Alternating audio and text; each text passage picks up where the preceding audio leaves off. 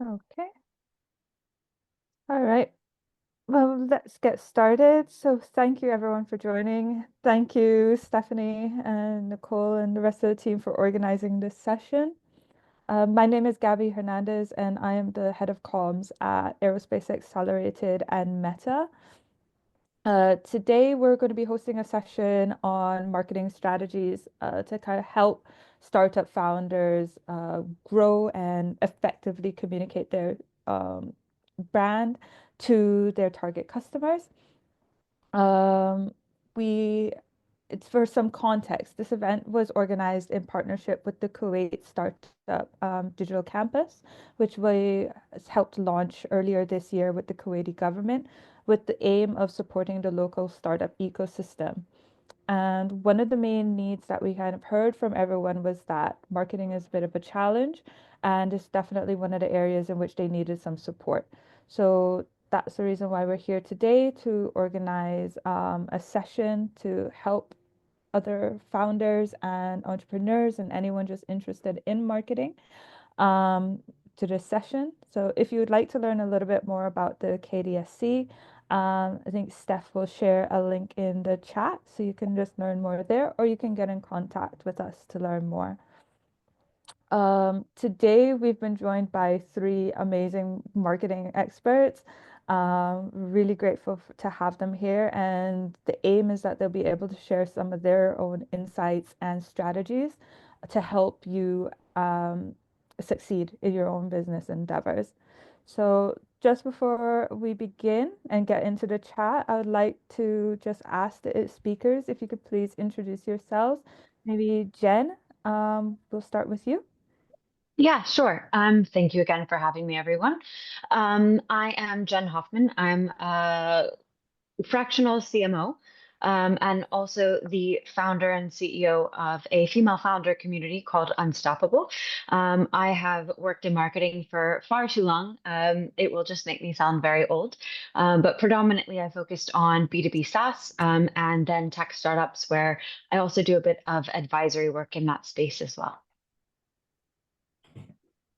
Thank you, Jen. And next, can we have Khaled introduce yourself? Hello, hi. Thank you for having me here today. It's an honor to participate in this event with all this experts in marketing. I worked in marketing right now, like for almost 9 years. Now I work for an agency called AM Agency. I handle the business development and corporate communications. At the same time, I am partner of an Ample holding company called Ample, and I'm handling the marketing there. And it's a pleasure for me to be here with you today. Thank you. Thank you, Khaled. And lastly, Vanessa, would you like to introduce yourself briefly? Sure. Hi, everyone. My name is Vanessa Munteanu. I'm based in London, and I'm working as the marketing manager for Signol. Signol is a behavioral science-led startup that helps aviation and maritime reduce their carbon footprint. So I'm coming from a sustainability tech here, and also been working my whole career over 8 years in early stage startups. Thank you. Thank you, Vanessa, for introducing yourself. And thank you again for joining us.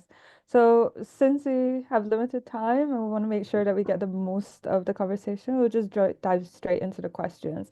So I guess, Vanessa, we can start with you. Why is it important that startup founders and entrepreneurs emphasize and prioritize investment in marketing from the get-go? Yeah, this question. So for me, that's very important because from you want to be in control of the image over your product and also of your brand perception. So where people meet you from the day one. Yeah, and to frame that, I would say that's the brand equity, and it's long-term work. It's a marathon. You're not sprinting through it, and yeah, you just want to create value over time at every touch point. So that's what I would say. Yeah, thank you. And how about you, Khaled? What would you say? For the for the need of any entrepreneur or a startup in the marketing in the beginning, especially, they need to understand the real need of the market itself, because what we are facing right now here, especially here in Kuwait, because the market is very limited and people, they don't do a real good research in the beginning of what the target audience need and how they can define the target audience and what are the right platform that they can use. Perfect, thank you. And Vanessa? Sorry, Jen?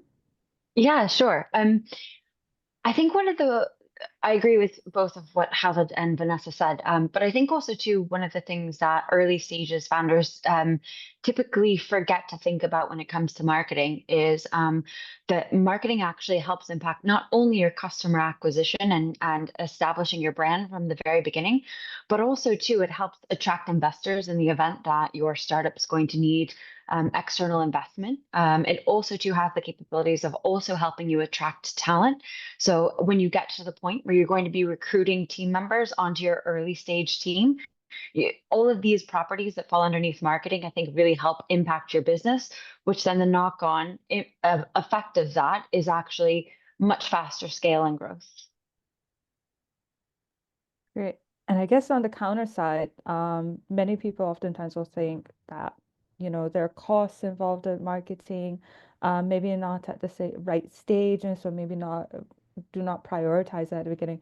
What are some of the biggest challenges or pain points that you've seen startups face when they neglect marketing in the very beginning or implement poor marketing strategies? Jen? Yeah, sure. I think one of the biggest challenges is that you've got two potential downfalls there. I think number one is that if you don't have a solid marketing strategy, then what you end up doing is just spraying and praying, trying everything, stretching yourself too thin, and then it just kind of falls over and collapses. And the other thing too is that leaning on to what Khaled said on the last question is that marketing really encompasses doing a deep dive into that market research, deeply understanding your customer. And if you haven't instituted these foundations and these principles from the early stages, then again, things start to fall over and you've actually got to go back and course correct, which ultimately wastes time, energy, potentially money and resource. No, 100%. Khaled, do you have anything else you would add there? Yeah, I'd like to add something that because most of entrepreneurs or people who started their business right now, they spend a lot of time, effort, and even money on their operation, on their product, on their, let's say, maybe the location, okay, the decoration of the location, if you assume that's a restaurant or a coffee shop, but they forget about to communicate all of this, okay? So they ignore the marketing. So when they do this, they do a just small soft opening for close family members and friends, and they think people, they will come to them without spend a lot of things on marketing, without communication.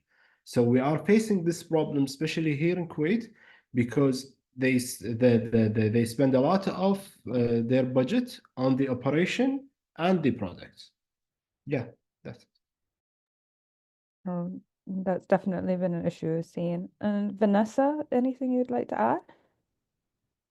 Yeah, so I do agree with both speakers before, and just drawing from what Jennifer said, I like to frame the neglect over marketing as a fear of missing out. So I think the owners of the business can think of all the things that they actually miss out by not framing it as an intentional marketing strategy there. So through all their efforts, which might feel they're not coming together, they're missing looking back at the results and taking feedback into account and always improving what they're doing. So they're not able to measure and to draw insights from their own small or big actions they took. They miss building rapport with the customers, being there and hearing them whenever they have a chance.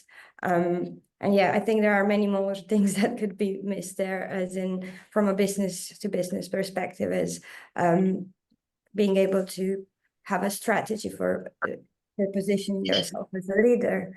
So for instance, you may write pieces, but are you always thinking about how those build up as a compounding measure?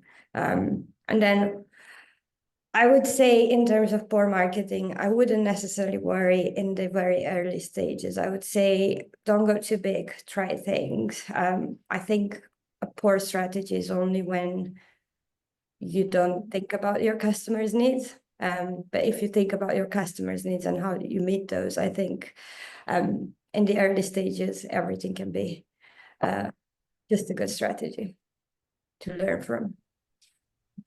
Thank you. I think that question leads really well into the next one, which is focusing on kind of separating, helping yourself to kind of stand out and really connect with your audience or your customers, your ideal customers. How important is branding for startups in relation to their overall marketing mix? Vanessa? Okay, I'll go first here. So, branding, from my perspective, it's not important, but I think it's essential. That is basically the structure of whatever efforts you're going to put under your marketing efforts. And I think if you try to figure it, it could be your identity as a person. That's your identity, and you have that as a constant. So, yeah, I would say it's essential, first of all. And the goal, again, is to look at this as you might not meet the people at the right time. So maybe they are the right the right buyers for you. They might not be ready to buy at that time. But how do you ensure at every touch point that has kind of a snowball effect, and every touch point informs them and pushes them down the funnel toward them being ready to purchase your services or product and so on. Thank you. And I think that kind of touches on something that we've previously spoken about with Jennifer. You were talking about the importance of being kind of identifiable across all of the different touch points and how branding plays into that. Could you elaborate on that? Yeah, of course. I think kind of leaning into what Vanessa just said, right, is that there is a bit of a misconception around what brand actually is. I think some people think that brand is just your logo and the colors that you choose to use. But for me, brand is very much your reputation in the marketplace. Brand is very much, what your customers are saying about you. Brand is something that is an experience that both your customers as well as your prospective customers will experience from your company, whether or not it's at a micro or a macro level. And so I think brand is absolutely crucial. And even if you aren't instituting brand campaigns from the very early days, you should at least be thinking about how you can be intentional about bringing your brand to life, because not only is it a differentiator for user acquisition and growth, but I also liken brand to like your insurance policy. So let's say that something goes wrong in your business, your tech product breaks, or like you've got a malfunction on something, or you've got a bad consumer product that you've got to recall. It's actually your brand and the brand loyalty that your customers have for your business that keeps them with you. It keeps that customer retention profile moving along, rather than you completely bleeding customers because something has gone wrong, right? They've got that affinity for who you are as a brand, even though the product might have broken, or they might have experienced a slight negativity or a slight bit of friction with your product or service.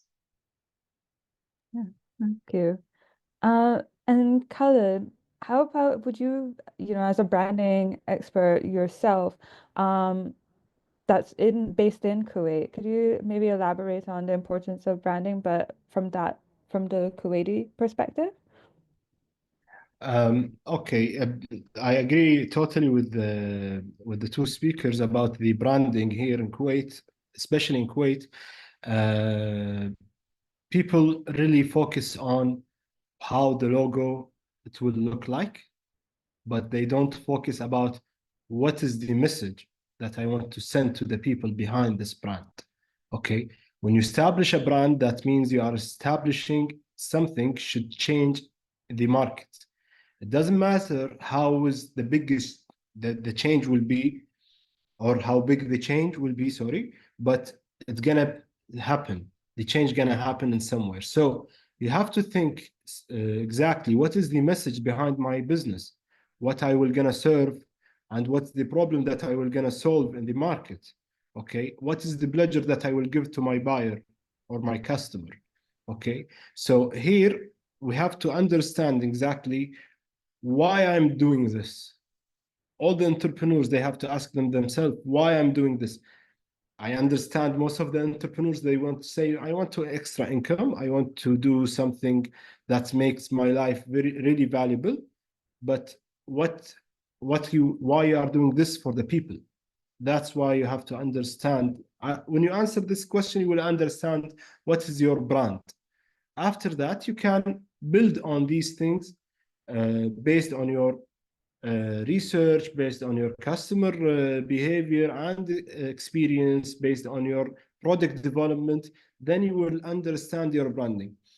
The thing is, when entrepreneurs start their brands, and when it is very small, they don't go crazy with marketing at the beginning because they need to try themselves in different ways. Okay, and they see where they can position themselves in the market, and that's really will help them to build their brand in the future. It might cost them a little bit more in the beginning, it's fine, but it will build something very important for you in the future, and your business will be like sustained business to stay longer in the market. Yeah, thank you. No, thank you. And I think what you all touched on something, which is that, especially when you're first starting out with your business, many entrepreneurs and founders, they're really enamored by their product that they're building and the service that they're building, and they focus on, that kind of material thing that they're trying to sell. And they kind of struggle with really effectively communicating to their target customer or audience what the value of that product and service is. So how would you suggest that, especially for a new business or a new entrepreneur just starting out, how can they effectively communicate the value of what they're trying to build, what they're trying to sell, especially if they're in a really crowded or saturated market? Khaled, let's start with you. Okay, it's with me right now. Uh, uh, for the right communication channel for any business to select is to identify who's the target audience. Okay, so for some businesses, let's say they based only on say business B2B, business to business. So maybe in this case, I just giving an example. Maybe in this case, you don't need that Instagram that much. Maybe as a social media channel, maybe you need a LinkedIn more. Okay, but because you already know that your product or service will support or will serve the businesses. Maybe you need to go with another channels, okay, to serve maybe the generation the Z, or you need to serve another generations based on what they really prefer to use as a platform on social media. Maybe there are another products or another businesses, they need you to be participating in events, especially here in Kuwait in winter. We have a lot of events and outdoor events. People, they need to see you there. They spend most of their time not on the phone, by exploring a new experience in their daily basis. So to use the right communication channel, you need to identify your right target audience. This is the most important thing. Thank you. Thank you. And I would say maybe Vanessa, for example, how at Signol do you guys, what strategies do you use to kind of effectively communicate the value of the product and service that you guys are providing? Well, we're a bit ahead of that, but I would say, based on our experience, I think we are crazy to know our customers at this point.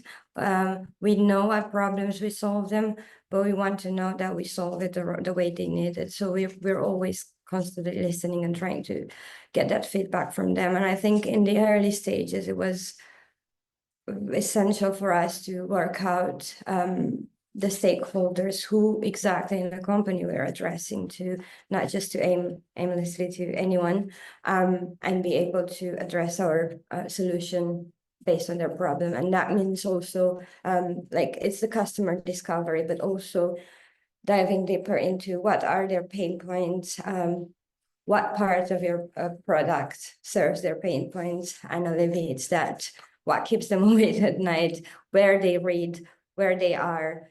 So I think it's a bit of a developing a healthy obsession of your customer, and that's when you'll be able to communicate the value of your product, because honestly, all you're doing is to solve their problem. If you're not solving their problem, then you're not communicating to the right people. And I think, yeah, there's many tools to do that, but I would say know your customer, and you'll be surprised that you may always find new things. And everything you've learned, it might give you other ideas and improve your strategy. So I would say, yeah, strategy should always be in the beginning, maybe quite dynamic, broad, and you keep adding to that. And another framework would be just work out your ideal customer profile, know exactly who you want to work with and who will keep your business going. Even if you're not able to get them in the beginning there, you learn a lot by trying to get there, and also try to build case study on the way with customers that love you. So then when you come to customers that love you, maybe it's not the ideal, maybe you're not ready to serve your ideal customer. With the early one, champion them and try to build case studies, try to continuously prove the value you can bring to them, to the ideal customer profile. I'll leave some things to Jennifer because I'm sure she has a lot to add here. Yeah. No, I think you summarized quite well. You actually hit on a couple of points that I was going to say, is that I think it really comes down to what's the problem that you're solving, and more importantly, what are the pain points that your target customers are experiencing, and then how do you link those pain points back to your product and the different features inside of your product, and highlight how those features inside of your product actually solve those pain points. And then simultaneously as well, what Vanessa said, one of the things that I've seen work really, really well is put your happy customers forward, allow their testimonials to shine, really ask and extract out of them some great quotes about how your product is effectively solving the pain points that they had, and allow your customers to kind of be the ones telling that story and telling that value proposition out into the wider world. 100%. I really love that. And I think that sometimes it's even more effective to have your own customers to be shouting about how great what you do is, instead of you having to constantly reiterate it. People will trust that a bit more. And I think that kind of goes into the next question that we kind of had, is like, for the early stage startups, what do you think what are some of the most crucial marketing strategies that you would suggest that they focus on to be successful, to ensure sustainable growth as a business? Do you want me to grab that one? Yeah, go ahead. Yeah, sure. So where I always think about early stage companies and where they should start with their marketing channel, I always have leaned into content marketing because it ticks a couple of different boxes. First and foremost, it costs very, very minimal amount of money in order to launch a content marketing strategy. It utilizes really low amounts of resource, and especially in today's day and age with so many AI tools out there that can help you develop both visual content with images and videos, and then also too text-based content with different content creators such as ChatGPT and things like that. But I think when you lean heavily into a content marketing strategy for your early foundations, you can position yourself as a thought leader. It allows your brand to really shine through. You also have the abilities of testing out content across a couple of different channels. So you can figure out, is social really working for you? Is long form content really working for you? Is video content really working for you? So I think, again, like all of those things really align nicely to help a startup actually test the waters, get some feedback, and then ultimately be able to drive user acquisition at a very cost-effective, low customer acquisition cost, and then be able to actually rack up some budget so that they can put it into other channels and other mediums. Thank you. Khaled, do you have anything you add on that point? Yeah, actually, the thing is to for the early stage startups, uh, we have I have just few concepts or ideas for them. It's about building a relationship with your current clients. That's what's gonna support you in very important things, especially here in Kuwait, which is the word of mouth. Building relationship with them, understand them very well, okay, and serve them very well. That will gonna make another people or make them, sorry, talk about your product and your services to another people. Because here in our community, it's based on always on gatherings, okay, and always based on meeting another people on a weekly basis, okay. So, and people, they always talk about the what they are the experience this week, what they are having. Like if they had a good restaurant, they will talk about it and people gonna try it and stuff like this. The thing is, be up to what's happening around the market right now.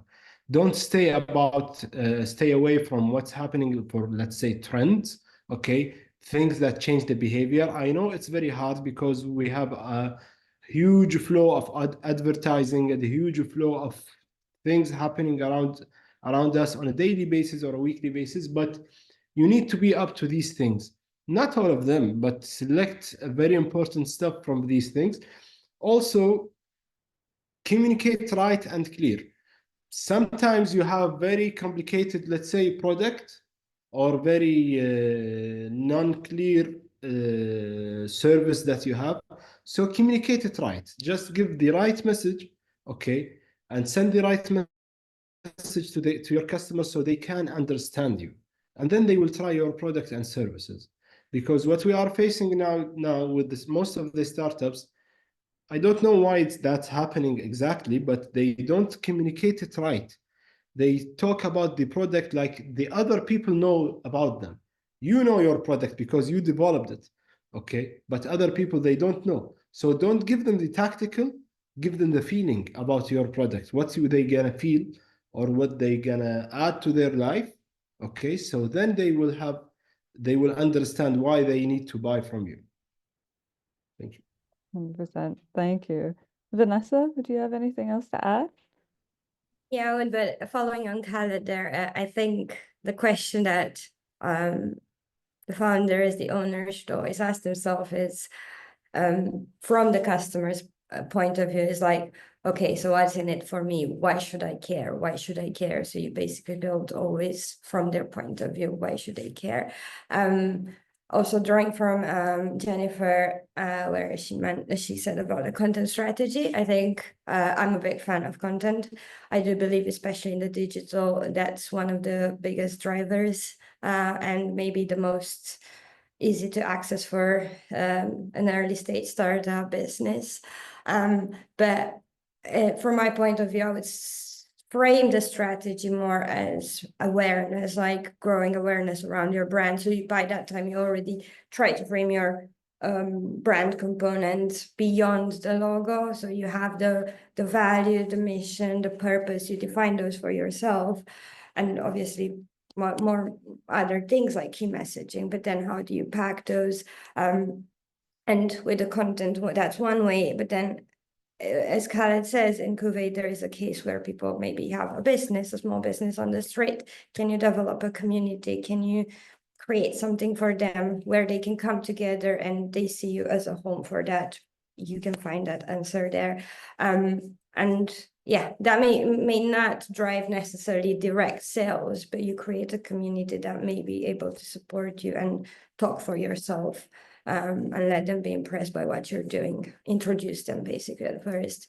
And yeah, if you are a business to business, see if you can add value to other people's content, panels, events, be present again in community events, in business events. be there out there. And obviously we're here with Aerospace Xelerated. And I think if you have access to an accelerator, look in the resources there as well and see how we can integrate that as part of your strategy as well. So yeah, just I think it's always about finding your mix here, but I would frame it as awareness, and you want to drive with that awareness demand. So people just want to come to you. They heard about you, they're very interested. Thank you. I think so. We've touched on a few of them throughout, but I think aside from the strategy, is like how would you suggest that a startup choose the right platform for their business so that they can actually connect with and communicate with their target audiences, especially since there's so many out there? How would you suggest that a startup choose the right one for them? Vanessa? Okay, I'll start. Yeah, of course, it can be daunting to choose at first. I would say don't try to do everything at first. Pick a few things, do your research, see what work for similar businesses like yours. Pick a few and try and test them, and also be sure from the beginning you know what you are going to use to analyze. Like yeah, how performant they are for you. I guess there are the usual social media platforms which are great. But yeah, it could be like, again, if you have a brick and mortar, it could be you may have a Google SEO strategy, a platform, maybe that's working very well with you. You can mirror it on Instagram and TikTok. If you're a business to business, again, you have to choose, maybe it's LinkedIn, maybe it's not X. So I say, yeah, just test, but also make sure you know what you're going to, what's your benchmark and how you're gonna analyze if that works or not. Yes, thank you. I see, Mar, you've raised your hand. We're just going to quickly finish this and then we'll go into the Q&A. So we'll ask you first, if that's okay. Thank you. Yeah, just so that in the interest of time, I think it would be great if we could maybe jump into the second and last question of which we've touched on the branding at the beginning. But I think a very important thing that we really should talk about is the importance of um, telling your story, making what makes your brand, your company unique. And so the question is, what role does brand building and storytelling play in a startup's marketing mix, and how can founders use it to like better connect with their audience? This is a question that I know, Jen, you were very passionate about. So would you mind elaborating on that? Of course. I think like if you take the concept of storytelling like out of marketing just a little bit and you think about it, like storytelling is as old as human beings, right? It's how we generationally have passed information down from one to the next to the next. And so essentially like some of the most prolific organizations of our time, like Walt Disney, for example, are all predicated off of storytelling because we as human beings just naturally gravitate towards a great story. So if you as a founder can craft a beautiful story not only about yourself and the reason why you created your business, but you can also craft a great story around why your business exists, the problem that it's trying to solve, and then also too the customers that you're solving that problem for, you naturally will have people gravitate into who align with your mission, who align with your values, who align with the area of the world that you're working within. And I think that it's just utterly imperative in today's day and age where we have a lot of noise. Like the digital realm has opened up a very expansive universe for everyone and anyone to launch a business. I think there are more startups today than there ever have been, and it's only going to get busier. So I think your abilities of being able to tell a story about you as a founder and your business will also be a key differentiator for how you can stand out in a lot of that noise. 100%. Thank you, Jen. And I guess, Khaled, would you mind maybe touching a little bit more on like the importance of that brand building and storytelling, especially in the context of the Kuwaiti market? Yeah, for storytelling, people here in Kuwait, not in Kuwait, around the world, they really love to hear stories. Okay, so when we were talking about this, I just remember a TV commercial for one of the banks here in Kuwait. They did a TV commercial for people who born in 50s. So they were mentioning the banks, how it's blended and started with all these people and how they really support this bank. And they showed people in the TVC, okay, how the bank was looking like from the first branch and how it's looking like it's one of the biggest towers that we have in our downtown here. So that's really touched all Kuwaitis because they feel like it's a bought from them right now. Uh, Very important to create a story behind your business, okay? And it's very important to create a story behind your product. It's not only about you as an entrepreneur. The real appreciation, okay, about you is when people really see the value of your product. It's not about how pain you went through, how much you spent to reach this level. It's about how people like your product and how they use it. Okay, so creating a story through these channels right now and all the digital noise that the previous speaker mentioned, because we are really struggling with all of these. I'm working in agency, so it's very hard to define the right platform to tell the story. But you need to create one that's really touch the people on their life, on their feelings, the nostalgia, the things related to these things that will really create a relationship between you and your customers. No, thank you. And Vanessa, maybe do you want to chime in on this question as well? Like, how has storytelling been effective for in your experience? I think the storytelling, I really loved how Jennifer put it. It's something before us, and it's just the way people communicate, I think. And from my point of view, that gives a lot of creative meaning to your brand as well. And there is Khaled telling that beautiful story from the Kuwait, and for me, it helps bring, it's part of that brand again. And again, I said in the beginning, the brand is basically your asset and you need to own it. And by telling the story and being able to repeat it through many channels you want to use, through all the assets you create, you have one story that can be repeatable and memorable by the rest. And I think, yeah, that's the only thing I would add here. You want people to be able to repeat your story and to understand it and to feel part of that story too. Thank you. And I guess that leads really well into our last question, kind of Khaled having shared that great example from the Kuwaiti bank. Um, and so I guess I'll leave this question with you, Vanessa and Jennifer. Could you maybe each of you share an example of a successful marketing campaign or strategy that you've seen helped startups to effectively communicate their value? May I start with you, Vanessa? Sure. So I've done my research. I've tried to bring something from a business to business perspective here. I think it will be hard, and my impression to give a full example of a campaign from B2B is that they might be usually not so public. So I prepared today another example, which is Monzo, which is more a B2C business.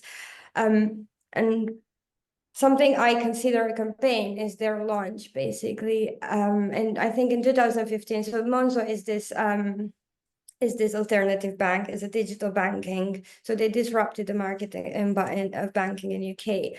And what I think is the most crazy thing they've done, they came up with this neon coral looking card. So if you see someone, you know they're using Monzo, you're curious, and especially if you're in the age they're targeting, that creates a story already. So I think that's one of the most effective campaigns from a startup.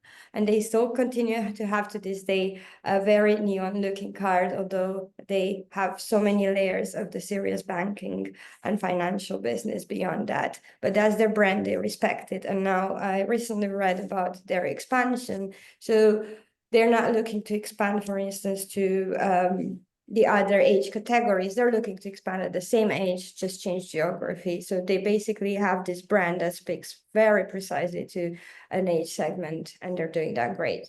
Yeah, that's my example there. And again, I would advise people to look there because, as I said, they have very much consistent branding from the very beginning, very simple, very clear tone of voice, and yeah, they redefine their own category in banking. That's a great example. Thank you. I actually remember when Monzo first started and taking that card from the UK back home to Cayman, where it's very traditional in terms of the banking kind of style, and everyone was just fascinated, just like, what's that card? Let me learn more about it. And it's a very effective strategy. Thank you for that. And Jen, do you have any examples? Yeah, sure. I was going to say to the Monzo example, that's a great story around branding as well, right? They were very intentional around using a very bright neon color that would make sure that they stood out, right? So I think I'm a little bit old school and traditional with my example here, and it's probably one that many people will have experienced. Is I'm a big Nike fan, and the reason why I'm a big Nike fan as a marketer is because if you look at anything they do, and recently they just launched one called "Let Them Call You Crazy," and it's basically just how women were labeled crazy when they wanted to get involved into professional sports, when they wanted to run marathons and things like that. And it's narrated by Serena Williams. And the reason why I find it most of what they do so fascinating is that if you really stop and take a look at most of their marketing campaigns, they don't push a product. They don't even reference a product. They don't talk about a product. Nothing in terms of Nike products ever exists in any of their marketing campaigns. But what they do is they evoke an emotion through storytelling inside of their campaigns that resonates with certain groups of individuals. So that therefore you get those goosebumps, you get that emotional resonance with that Nike campaign, so that the next time that you need a new set of trainers, or you need a new sports top, or you need something in the realm of what they sell, you immediately think of Nike because of that beautiful story that they've been able to bring to life with some simple words, some simple copy. And I don't even think that they put Nike at the end. They just have a simple swoosh, which again, leaning back into branding, right? They have become one of the most recognizable global brands where you just see that swoosh and you know exactly who they are, what they represent, what they sell, and what they stand for as a global brand. No, 100%. Thank you. And I that's been great. I really appreciate you guys' time and sharing your expenses. And now would love to open the floor to the questions. So Mara, you had first raised your hand. Do you want to raise the first question to the panelists? Definitely, definitely. Thank you, Gabi. Hello, everyone. Thank you, Jennifer. Thank you, Vanessa. Thank you, Khaled, for these valuable lessons and insights. We really, yani, we love that kind of, let's say, free lessons to get from an expert like you. And thank you, Steph, for inviting us. This is Maher from Coded. We are from the marketing team, and I just wanted to highlight like a lot of startups here in Kuwait when they want to, let's say, start with their businesses in terms of the team structure. Yeah, and my question would be, from your experience and from your expertise, what kind of roles or skill sets that you think startups should focus on? Because when they start, they are on a tight budget, so they need to be very efficient.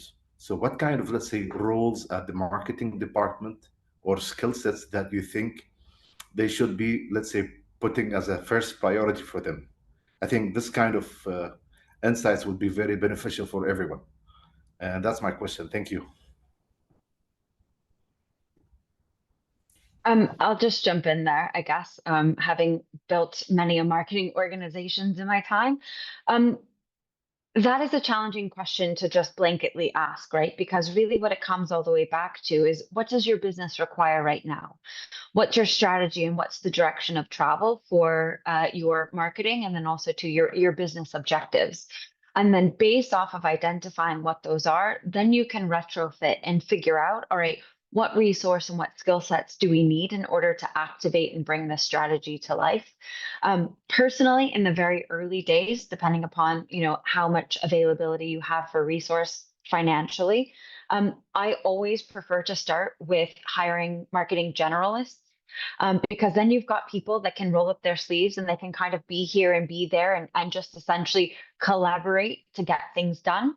And then only once you have the availability for a little bit more of a matured startup, should you start thinking about being a little bit more focused with specialists. Fair I enough. would like Khaled? to, but I would like to answer this question. For many times, I had meetings with people because they are exploring marketing agencies. So they come to my office and they meet me. So I would like always to give them this advice. If you are not ready financially to spend on marketing and you are not ready with your research, never start your business. And also, I also mentioned this to any people. One time I had a seminar in college with the student there. I told them, what do you want to start as a business in the future? Go and work for someone similar to your business. So if you want to start a marketing agency, go and work for a marketing agency for a few years to understand how this marketing is going. Then you can move to another to start your own agency. If you want to work for construction, you have to work for a construction company in your early career. The What thing is, if, Khaled, sorry, yes, sorry to, what if you are creating a new marketplace, for example, like there's no any other, let's say, entities currently you can explore, what you are being a disruptive movement in any marketplace, like creating something new? it's a huge challenge for anyone to create something new. It's the biggest challenge from being in a business that already exists, because you need to spend a lot of from your budget to make people understand this new product or the new market.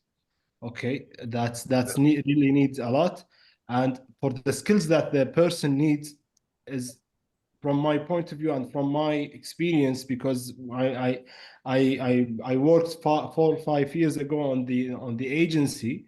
The thing that you need a little from every thing, or from all the majors of business in your Was life.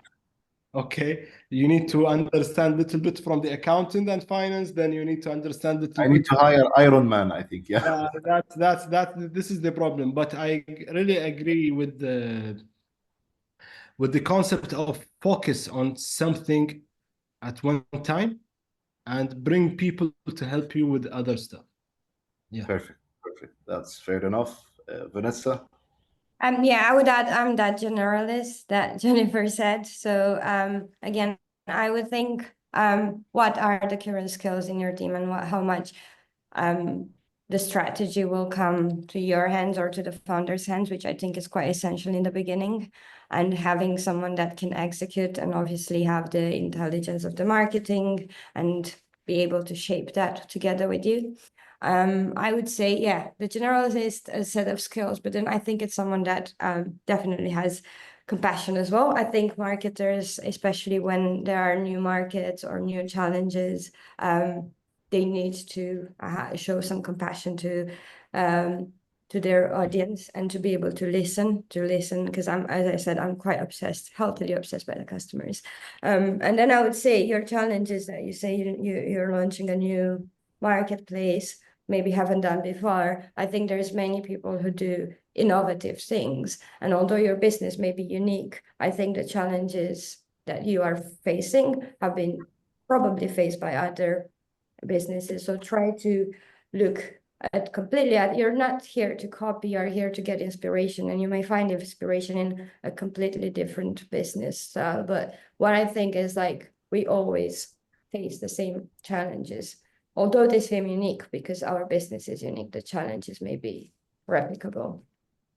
And you should be able to define what is your challenge at that point. Fair I enough. want to mention something here for you, Maher, because you are here in Code in Kuwait. Pick, I just want to introduce Pick. Pick is it's a place to sell frozen yogurt and ice cream here in Kuwait, and they produce the pistachio sauce for the customer.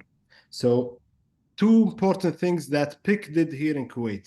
First thing, they did the branding in purple color to differentiate themselves from all other F&B that we have here in Kuwait, because most of the F&B, they use yellow, red, black. They use this, but they selected purple, a little bit dark purple, so they differentiate themselves. Second thing, when they launch their product, okay, they give it 1 full day for free for all people in area here in Kuwait. It's called Kayfan. So the queue was, I don't know how many people they, I'm very sure they out of after 2 hours maybe or 3 hours, because they were trusting their product very good. And after that, like this happened maybe 8 years ago. Now Pick, it's one of the most important ice cream and frozen yogurt and food, healthy food restaurant here in Kuwait. It's very important. That's when you want to introduce for a new market. You need to take this challenge and you need to take this risk for to the people. Yeah. Thank you, Khaled. Thank you, everyone. And Thank you. the mic is yours, Gabriella. Thank you so much. Oh, thank you for the questions. Just one more question from the chat from Sandra. So her question was regarding testing marketing strategies. What would you recommend? How long should a test phase be? Keep on going, be patient versus change your strategy, and understanding that startup will have very limited financial resources in the beginning. I would maybe ask Jen, would you mind, as you worked with many teams on this? Yeah, sure. So I think this is a question that is heavily debated, but also too, I think something that we see, or I've seen a lot of founders get wrong. We get impatient. We want to see immediate results. It's also human nature these days. We like immediacy. So when we're not getting the results we want, we scrap it and we move on to the next. But unfortunately, with marketing, it doesn't work that way. And so I definitely would say that you should give it some time. Even like 90 days sometimes it is not enough time, but really give it some time to run its course and then make an executive decision on it. But again, when you're not seeing the immediate results you want in the first week, the first 2 weeks, even the first month, I know the impulse would be to scrap the campaign, to scrap the project, but don't do that. Let it play out a little bit longer and you just might be pleasantly surprised. Thank you. I think that's great. And does any of the other speakers, oh, we have another question in the chat from Vrishank. So for Khaled, what is the minimum marketing budget you'd expect a client spend for digital marketing to expect reasonable results? And what is the timeline for return? I'm asking for startups in Dubai. Okay, that's a very tough question. It depends on your product and depends on your the industry that you are doing the marketing for. Actually, I'm not that big expert in digital. Maybe one of the two experts can answer you. But from my perspective and from my experience with other clients here in Kuwait, the generally for SME service, okay. As I told you before, this depends also on the testing phase. First of all, for your digital campaigns, to collect all the information and understand the people who are already visiting maybe your Instagram page or website or downloading your apps. After that, that will gonna help you. The exact budget if you want me to mention a number, it's very hard for me right now to give you a number. That needs a testing phase, first of all, and then the digital marketer or the digital agency that you are working with, they will give you exactly how much you need to spend for each digital marketing campaign you need. And I hope the other two speakers, they can give a better answer from mine, to be honest. I think, yes, if Vanessa or Jen, you have something to share, I guess this will be like the last kind of question and answer before we start closing out. From my end, I think you set a budget and you're trying to work with that, but you're always going to test a bit in the beginning and you're always going to rely on the specialist on that. And as Khaled said, I think it's hard for someone to say from the start. It's basically how much you're willing to put there and to learn if it's your first campaign, and then be sure you have another budget to do a full campaign afterwards. Yeah, I would say the same. Like marketing budgets are another very hotly contested topic, especially when it comes to the startup landscape, because again, you're working with very limited resources. So, it's not as easy to say, here's your typical budget, here's the typical expectation on ROI, and here's the typical time of return. Especially because again, no two businesses are the same, right? No two businesses have the same product, the same company, the same objectives, the same growth strategy, etc. So it really is hard to put a number against it. But I definitely think in the early days, my biggest learnings have been working from a zero budget. You really get quite creative. You get very, very innovative when you're working to a zero budget. It actually almost forces you and your team to come up with ideas way outside of the box that you wouldn't have otherwise had you had a large budget to work with. And that's actually when I personally think kind of the magic starts to happen, especially in the early days for a startup, where you kind of potentially work out a flywheel, you potentially work out product market fit, you potentially work out a lot of things because you've been forced to be creative with how you bring your marketing campaigns to life. 100%. Thank you. Mar, you said you had something to kind of add here? Yes, if you allow me, I can answer this question. I can help you because digital marketing is my expertise. I think what you need to do first of all, you just need to check the flow of your, let's say, if you're launching a campaign, you need to check the flow. What are you trying to achieve? What's the objective of your digital campaign? Is it, let's say, are you using it for generating leads? Are you using it for a reach campaign? You want to reach, you want to spread awareness, like come visit my shop, or you have a digital shop. Let's say you have a service online. So, what kind of objective you are expecting from this campaign? This is number one. You need to define it. The second thing is you need to check the bidding in the country where you operate, like the bidding, how is the bidding caps, how much is costing you, and what's the potential or the estimation ROI you're going to get out of this campaign. It's similar of how Jen actually answered. So the second thing, you need to check the bidding, and the third thing, you need to give it a try.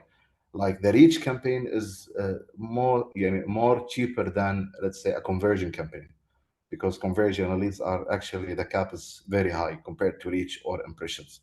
So I think you need just to define these two things, and then you're good to go with whatever budget you have. Thank you. And that leaves us, we've just gone over a bit over time. So I just want to say thank you to everyone on behalf of the AX team and the team at KDSC for everyone for joining us today. Thank you, Jen, Khaled, and Vanessa for sharing your insights and your expertise with us today. We've shared in the chat, the team has shared everyone's LinkedIn profiles so that if you have any questions, feel free to reach out to us. We're happy to help. We've also shared our link for just some free one-to-ones with the AX and Meta team. So if you have any other questions, do feel free to get in touch with us, and we're happy to sit down with and have a chat.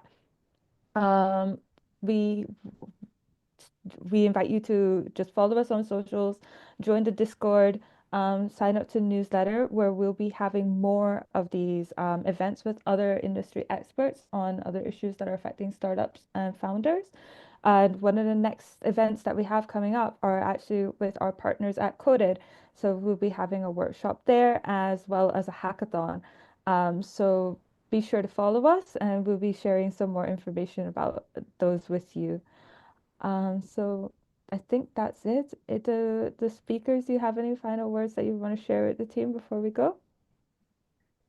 Just thanks to you guys for organizing, and thanks to everyone for joining us today, and wishing you guys all the best on building and scaling your businesses. Thank you. Thank you. Good luck.